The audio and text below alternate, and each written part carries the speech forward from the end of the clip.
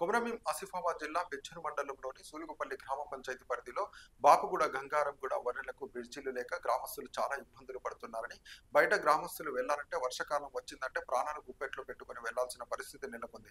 వరదలు వస్తే బాహ్య ప్రపంచ దూరం అని ఈ గ్రామ పంచాయతీలో అందరూ ఆదివాసులే. మాకు రోడ్లు బ్రిడ్జి సమస్యలు ఉన్నా అధికారులకు చెప్పినా పట్టించుకోవడం లేదని గ్రామస్తులు ఆవేదన వ్యక్తం చేస్తున్నారు.